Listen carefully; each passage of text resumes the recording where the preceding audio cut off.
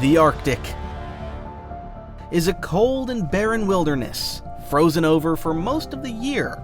It is a region with extremely low biodiversity, and survival there is no easy feat, especially for such a majestic animal as the polar bear. You're watching Animal Time, and today we're taking a look at the Arctic's land-based ruler, the polar bear. Don't forget to rate this video, and may the ingenuity of the polar bear be with you. Make yourselves comfortable, we're starting. The polar bear is the largest land predator on the planet. After all, it can weigh up to 800 kilograms and measure 3 meters in length, whilst its powerful paws can be as wide as 30 centimeters, and getting hit by one of those is no fun at all. Here, for example, is a comparison of a polar bear's paw and a human hand. But even such a weapon is no guarantee of success, as these white hunters inhabit one of the regions with the poorest fauna, and an extremely harsh one at that. Temperatures there can drop to minus 50 degrees, and strong winds blow constantly. That is why the polar bear has chosen a coat to suit the conditions. It consists of 12 centimeters of thick fur, which, as is usual for polar animals, comprises 2 layers. The long outer hairs help protect against snow and wind, while the dense inner layer retains heat. Moreover, this fur even covers the bear's paws, saving it from hypothermia. Take a look at him through a thermal imager. Only the predator's eyes and ears give away the fact that he is, after all, a warm-blooded animal, so his insulation is top-notch. And the beast makes full use of the sun's energy, as a bear's fur consists entirely of transparent hairs. This allows sunlight to pass through easily. Then its black skin comes into play, readily absorbing light and heating up. Furthermore, despite its apparent clumsiness, it is a very fast and agile beast. It is capable of running swiftly on land and walking on thin ice, as its broad paws distribute the weight perfectly. And it feels very much at home in the water, as rowing with such paddles is easier than easy. The front paws, incidentally, are equipped with small webbing, and bears may even attempt to pursue prey underwater. Although not always successfully, they are excellent swimmers. Subcutaneous fat, which is about 10 centimeters thick, plays a significant role in protecting them from hypothermia.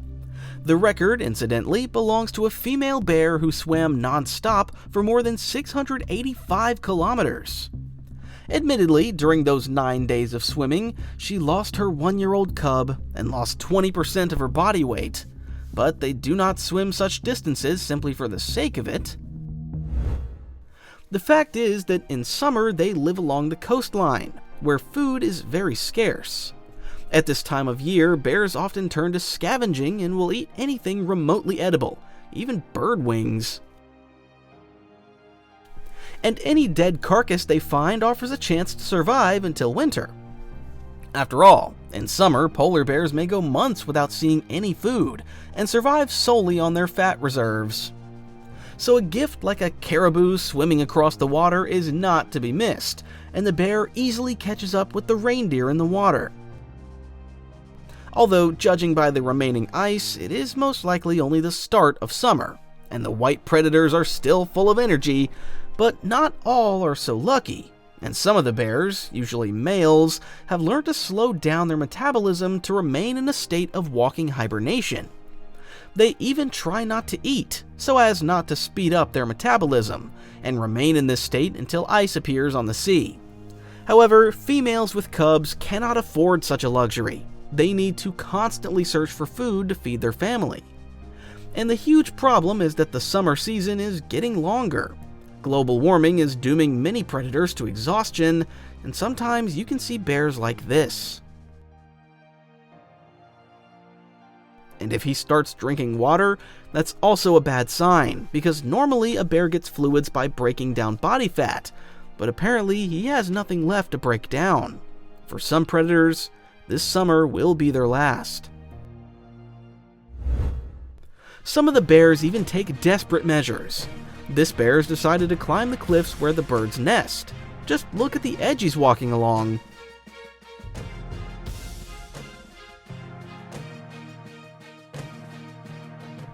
Rocks are tumbling down the slope, but the hunter has no other choice. Carefully stepping from paw to paw, the bear destroys every nest within reach. One false move, and he'll plummet from a great height, although this time, everything turned out alright. But that's not always the case. Sometimes bears get stuck in mountain traps from which they cannot free themselves. Here, human help is essential. True, due to human negligence, the bear slips out of the harness and first hangs by one leg, then falls down. Fortunately, it wasn't very high, and the bear was pulled out of the water without a single scratch. With the onset of winter, the bears can breathe a sigh of relief, as they now have access to the sea. Even on such thin ice, the bears move around with relish, having gone without food for several months. Now they can hunt their favorite fatty prey, ringed seals. They can hold their breath for over half an hour, but they still have to surface for a breath, and bears often keep watch by such holes. If a seal emerges from a hole, the predator stuns it with a blow from its paws, and then uses its long neck to pull it out of the hole. However, catching up with seals is difficult, as they're extremely cautious and jump into the water at the slightest sign of danger. But the bear is no slouch either. He swims up to the ice floe from the leeward side, and although we can't yet see the prey, the seal still manages to dive into the water. But the hunter dives after it. It seems impossible, but the bear has managed to catch up with the seal in its natural habitat, underwater. Now all that remains is to climb onto the ice floe and drag his trophy there.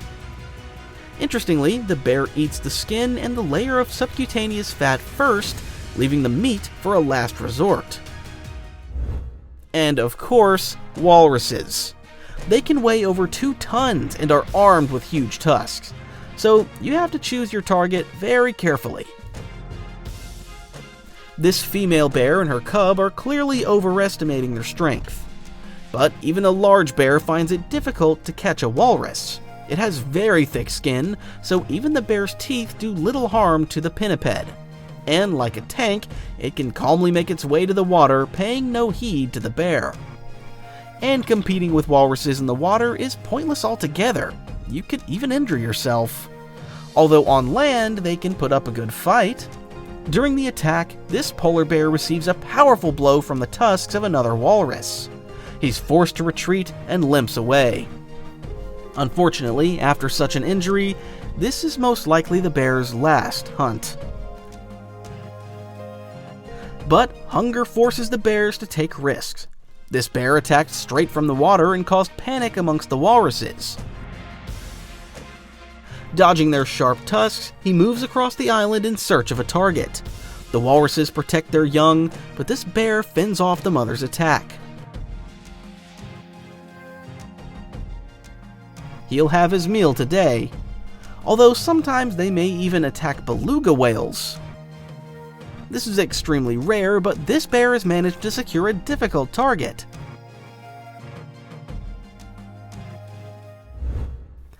As for fights among themselves, these are rare and usually only occur in spring.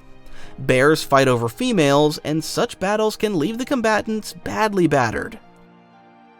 They stand on their hind legs and begin their fight. And some bears are left with such wounds on their bodies. The winner, as usual, gets the female, who only leaves to look for a den site come the following autumn.